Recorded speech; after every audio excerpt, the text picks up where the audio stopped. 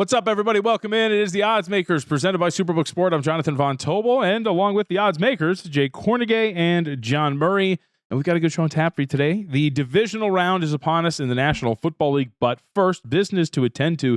The man to my left, my immediate left, there's two of them, is back from Ohio. Yes. How was the trip, my friend?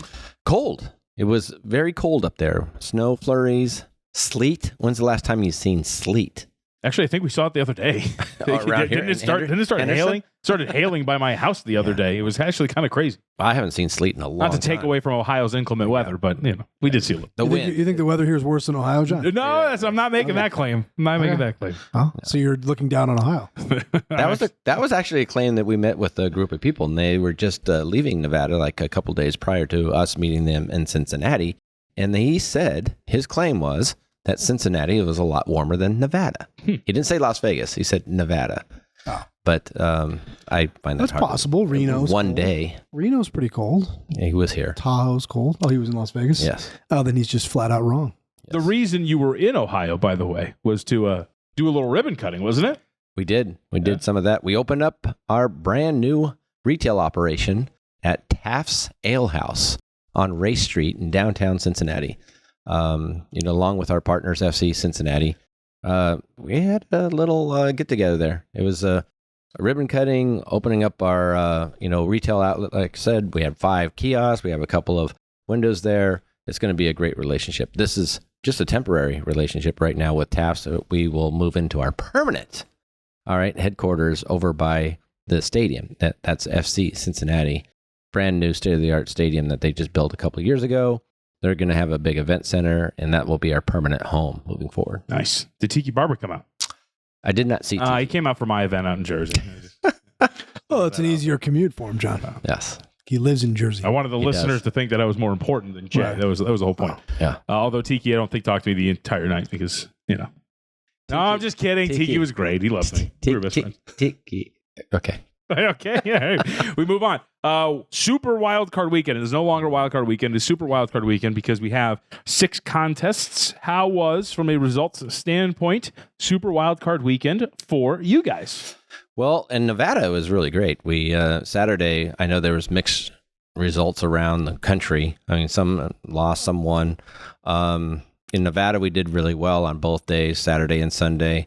Outside Nevada, we had some different results, mainly due to the collapse by the Chargers.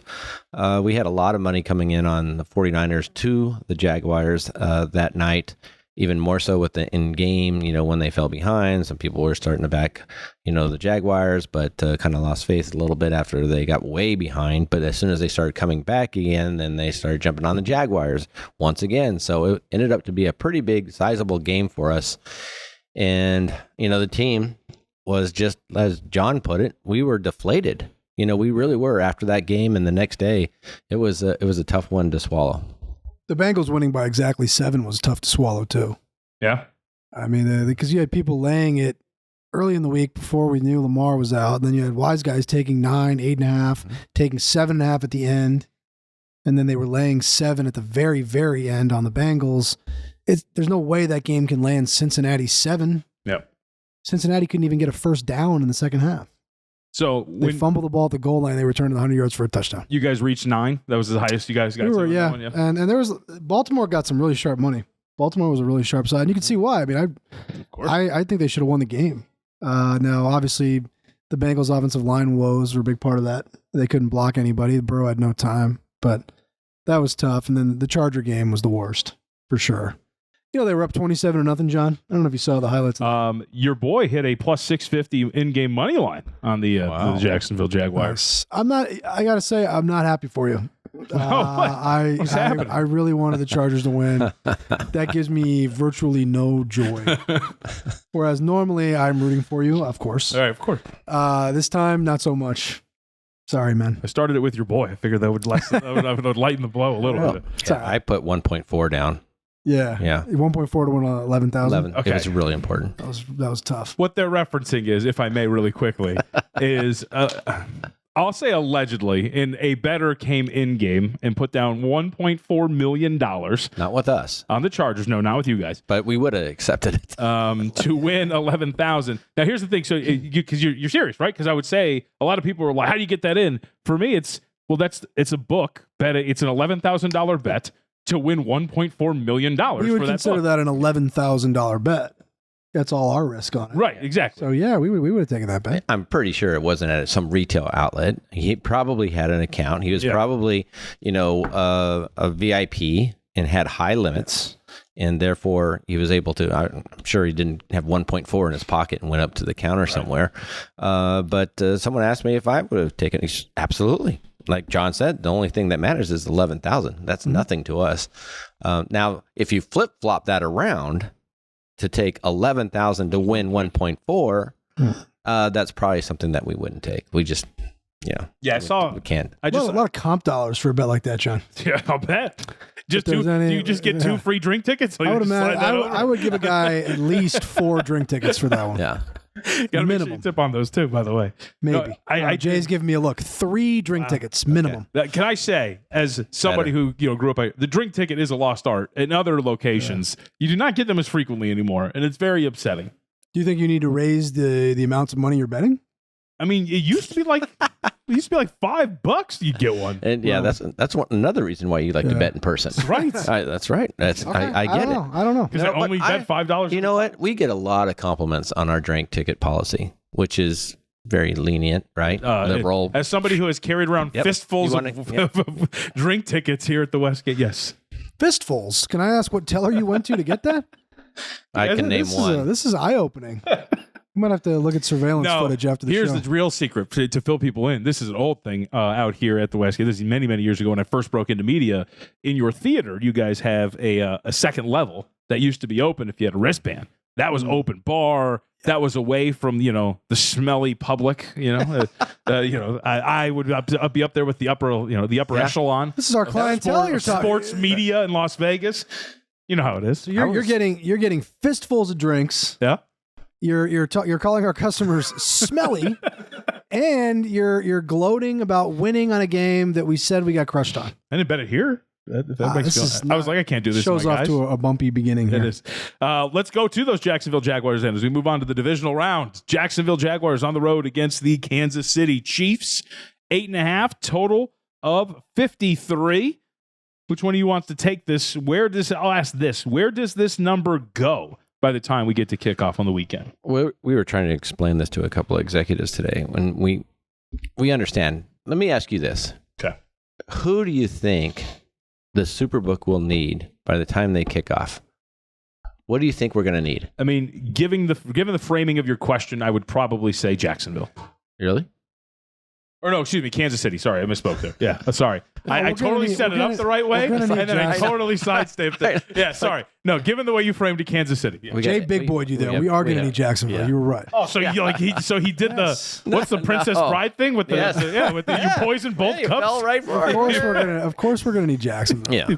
you poison both cups. Of course, yes. So anyway, I mean, looking at the entertainment purposes only, 57% right now on the Chiefs. So there's a little support, right, for the Jaguars, but we haven't seen any sharp money except for the total.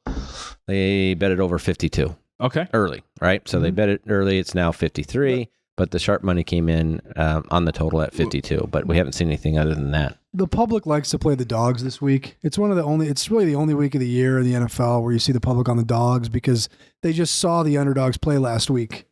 And maybe they forget how good Philadelphia and Kansas City are. It's a little different now because there's only 2 teams with byes. Mm-hmm.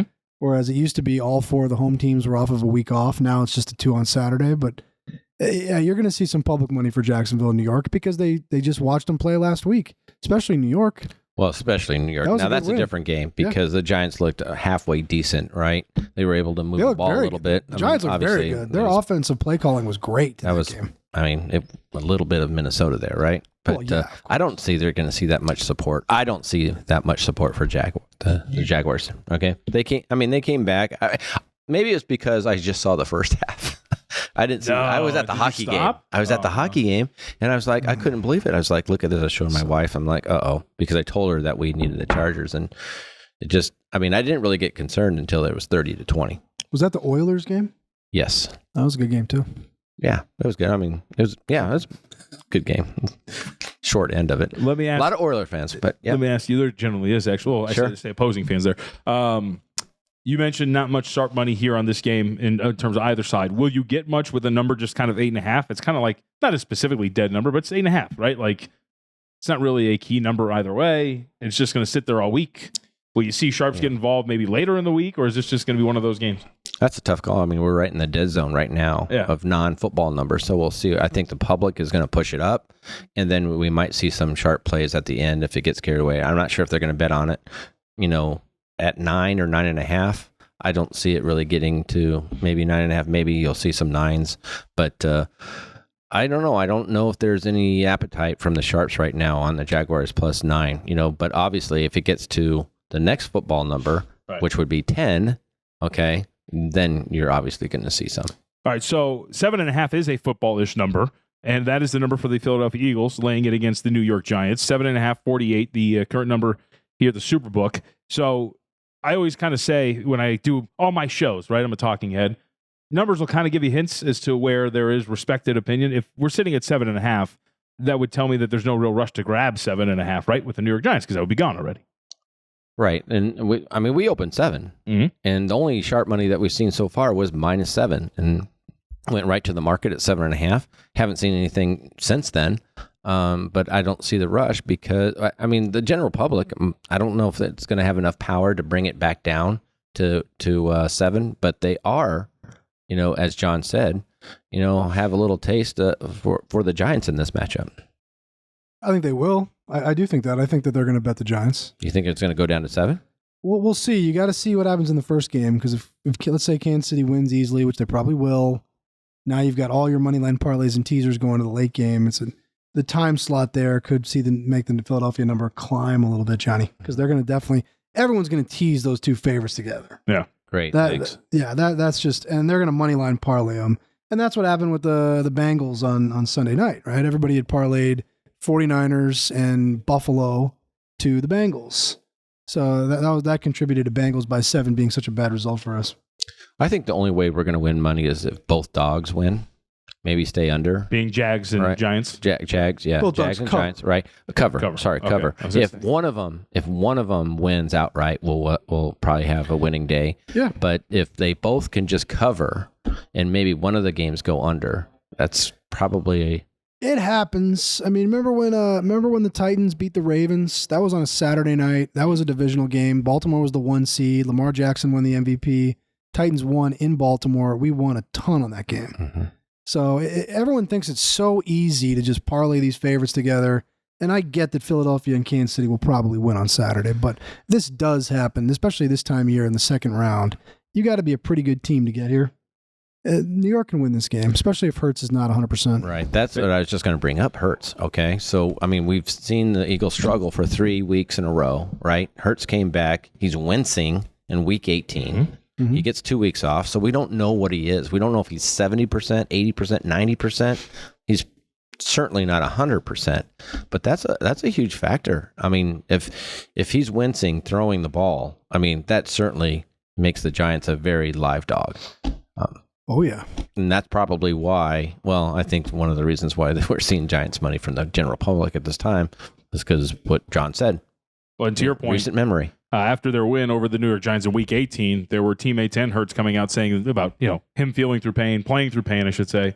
After they beat the Giants in that last game of the regular season, they didn't want him to come back in that game. Philadelphia, they were hoping that Gardner Minshew could just win one of those starts, right, so that they could then start him again in Week 18, and he could just be all healed and rested and ready to go for this game. So 7.5 total of 48. So then you mentioned too, for those who are wondering. I mentioned teasers. I mentioned teasers. That'll be popular too because you tease them both of those key numbers. So 8.5 down to 2.5, 7.5 down to 1.5. I'm sure a Chiefs-Eagles teaser will be very popular at the Superbook. So let's go to Cincinnati and Buffalo. And I wanted to bring this up because we were talking off the air about this.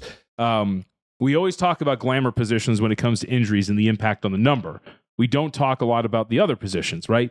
Offensive line. Jay, I wanted to go to you on this because we were talking about this before. The Bengals have a lot of offensive line issues now. We're talking about, 3 offensive linemen? that are injured for them. We know one is out for the rest of the year. 2 others that are dinged up heading into this game. This number is Bills 5.5 with a total of 48. But you'll see respected opinions react to key injuries like quarterback, but also offensive line, right? That's right. A lot of people don't think about that, but our experience tells us that we'll see sharp money when there's line issues, whether it's offensive line or defensive line. The offensive line attracts, sharps' interest, and they will bet against a team that has offensive line issues. Not so much when they have defensive line issues, but when you see offensive line issues, they tend to bet against, and that's exactly what they did. I mean, I'm not sure who opened this game at 4.5 and some at 5. Now it's a pretty steady, it looks like steady 5.5 across the board right now. Mm-hmm. So you can see where some of those have already bet the Bills based on those offensive line problems that the Bengals have. And that's a big issue. I mean, you can see it in the second half against the Ravens. And I know Ravens have a pretty decent defense, but man, the Bengals could not move the ball at all. And the wise guys, all right, sharps, take advantage of that. Yep. I mean, John, I brought up, what was it, 2 years ago now? That Buccaneers-Chiefs game, there was a very respected bettor that was on the Tampa Bay Buccaneers in that Super Bowl because of the offensive line issues for the Kansas City Chiefs. And you could see right away in that game that Tampa Bay was going to win. Yep. Like right in the first quarter, it's like, oh my gosh, Kansas City cannot block these guys at all. This is going to be a complete blowout. And that's exactly what happened. Patrick Mahomes was running for his life in that game. He was totally helpless in that game. There's nothing he could do about it. I don't think it's going to be that bad because I don't think Buffalo's defense is capable of that. But the Bengals' offensive line is very banged up. And this doesn't really get talked about much because he's like 4-1 in the playoffs, but Joe Burrow hasn't really played that well in his postseason games. I mean, he's usually had his defense bail him out, clearly bailed out by the defense on Sunday night. If Baltimore scores a touchdown there, I think we're talking about Baltimore, Kansas City, and Jacksonville, Buffalo right now. And they end up returning it for 100 yards for a touchdown. So Burrow is going to have to do more than he has done in the past if he's going to get his team past this Bills team and then very likely past Kansas City next week. The recreational play that's out there, recreational betting public, they tend to ignore those offensive line problems. But I'm telling you, it's a huge factor. It doesn't seem to faze them. It's like, what? The tackle's out? They've probably never heard of Jonah Williams. Right. But it goes those right guys over are the very head, vital. I mean, here's a tip for you. You should take a look at that because it's a huge factor, especially those that are very well-respected handicappers around here. And for our listeners, too, and I always say this is only one spots metric, so you can always look around for this. But this is from Pro Football Focus. PFF, for this year, Joe Burrow had a 90.2 passing rate. It's really good. It's elite. Under pressure, 57.1.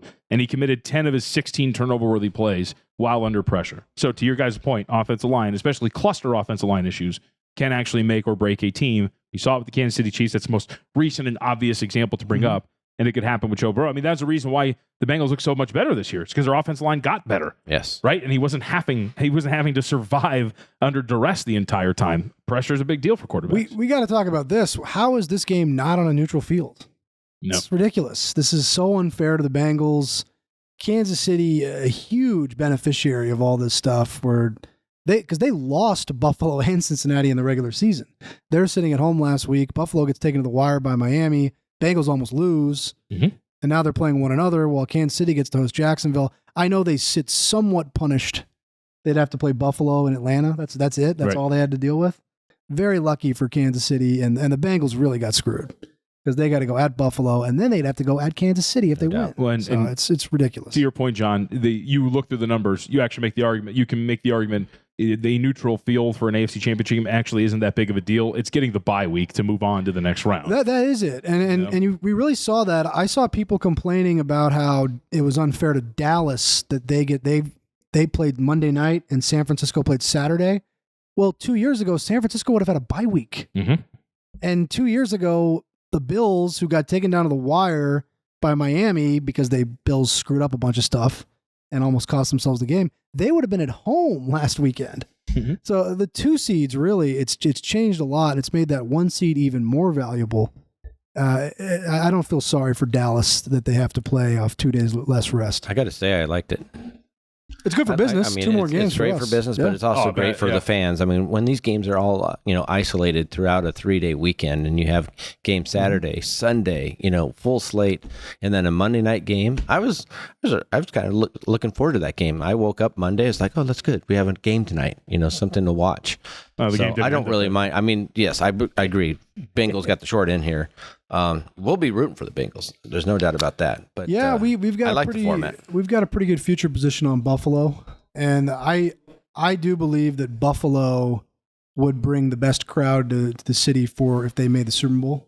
Because I always think like that this time of year. Like, who do I want to see in the Super Bowl? Who's going to bring their big fan base to town? I think Buffalo by far would be the best AFC team for that. If we'll move on from this game with this. So obviously sharp bettors shape the market. So those respective minds came in, bumped this up to 5.5.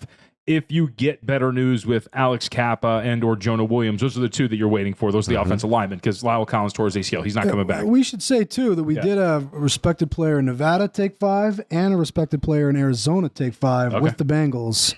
So there has been some sharp money on Cincinnati. The market is rejecting it, and the line is going up because of everything Jay's talking about with the offensive line. That is why it's going up. Will this be a rare time when an offensive lineman's health actually affects the line in a positive way? If Alex Kappa plays, will we see an adjustment? Maybe a small one. Like it might be. Well, it would be something that we would move it a little faster. Okay. Right? Not necessarily a blind move where you would just get the injury news. Okay, let's go from 5.5 down to 5. I don't think so.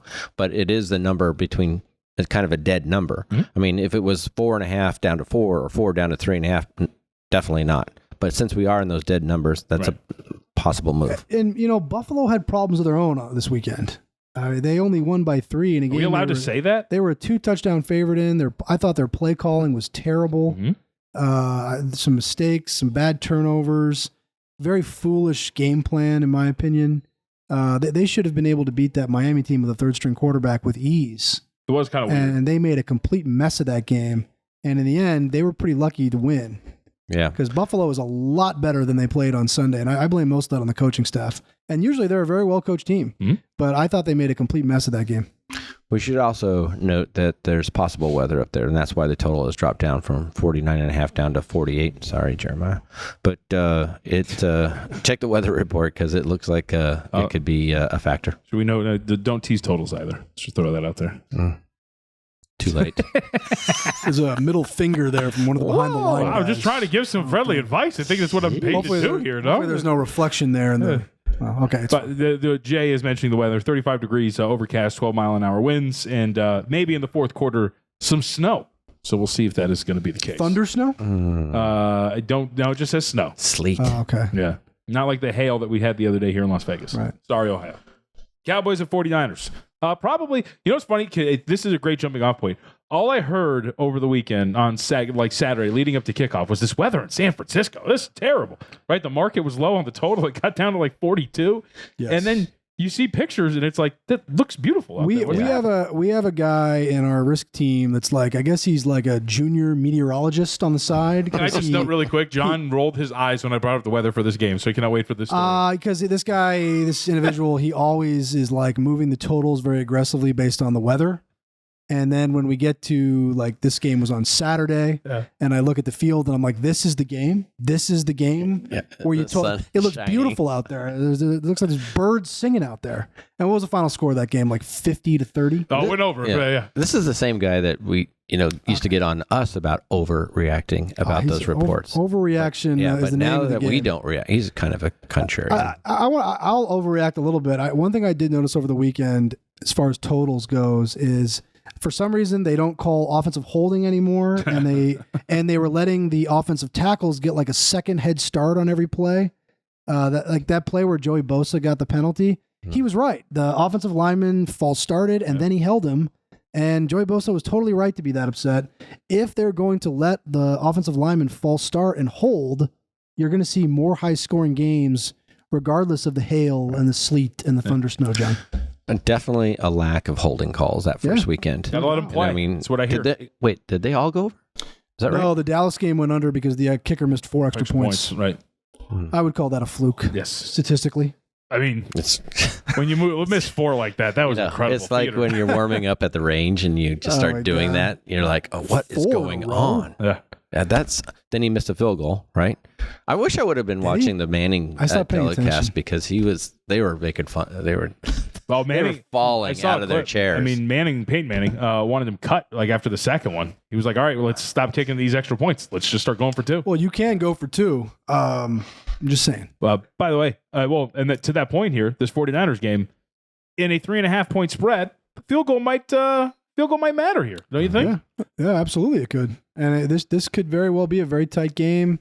This game will be, it's all going to come down to Brock Purdy. You know, San Francisco is so much better than Dallas, but Brock Purdy is a third-string quarterback that was drafted in the last pick of the 7th round. Mm-hmm.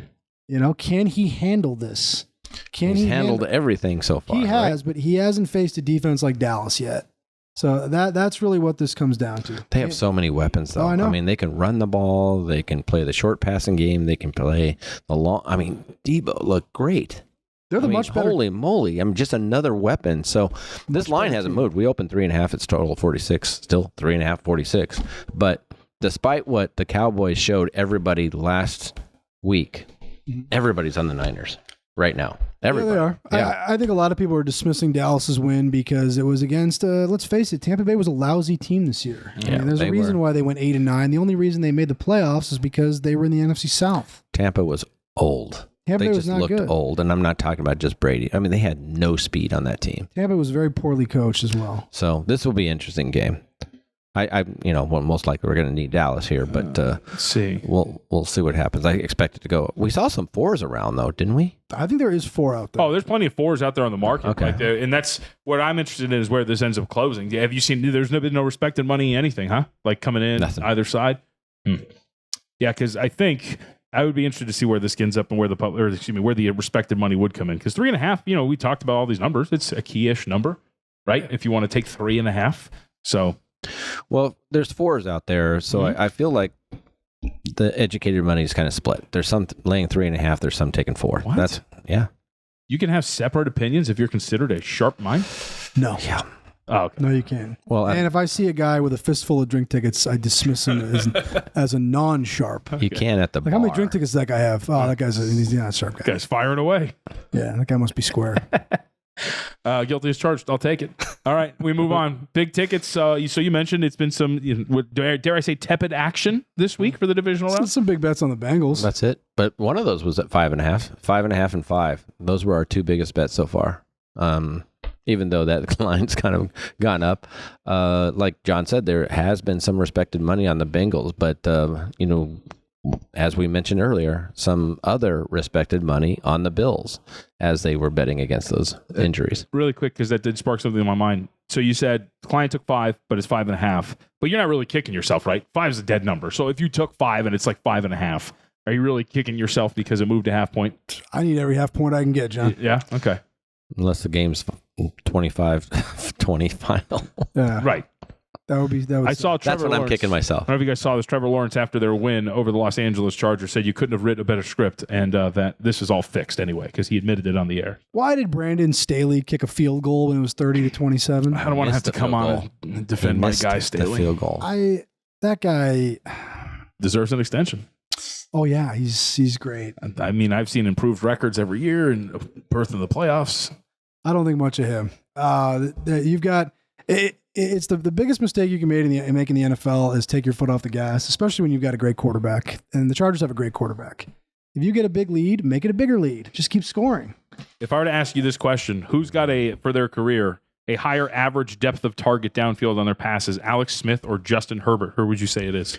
I don't think Justin Herbert is getting good coaching in whatever city they play in. But that's why I think the point I was going to bring up is they fired their offensive coordinator. I think that is a right step. Okay, that's fair. And we'll see what happens. So these quarterbacks, look at Trevor Lawrence. The guy was a disaster last year. Now he looks really good. Yep. I mean, so much of this is the system they're in, who they're playing with, and who is calling the plays. I don't think that Herbert is getting adequate coaching. So Alex Smith actually threw it downfield? Well, 7.4 yards. Yeah. Okay. I mean, think about that, though. I just Justin remember Herbert him. has a lower average depth of target in his career so far than Alex Smith. Herbert's got one of the best arms in the league. Oh, my God. They need to let that guy fling the ball around, Yep. man. Because Herbert he's an incredible talent. He is, but he throws it down the field all the time. I mean, Alex Smith threw it, and he dumped it off. But the numbers would tell you that's not the case. We have numbers to back this up, Jay. Math, science. I don't know if I believe. Well, I don't believe the science at all. Short. You can't fool me twice on that science stuff. But 3 times we can. The numbers down the field. I want to see that chart, John. Okay, I'll bring it up for you right now. All right, before we get out of here, anything you guys have alluded to this a couple of times, but liability in terms of Super Bowl futures would be what?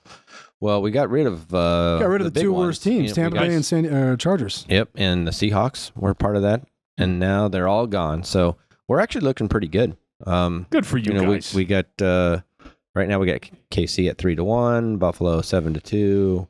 Getting some money now on San Francisco. You guys have mentioned issues with Philly teams in the past. How's that looking? We do awesome on it. We always do well if they win. It's just if they lose that we don't do well. Yeah. So we'll do great if Philadelphia wins. We did well on the Philadelphia Union winning it all, right? I don't recall. Oh, okay. What sport is that? No, I'm kidding. I'm joking. Of course, I'm joking. I'm a big soccer fan. I actually did not know, so thank you. That's MLS. Let's see. But I think they lost the final to Jeff Sherman's team, the Galaxy. Oh yeah. By the way, so here you go. So I was incorrect because they are tied. LAFC. So here you go. Here's your average depth of target for Justin Herbert, 7.5 yards downfield. We go to Alex Smith, 7.5 yards downfield. They are identical. Wow.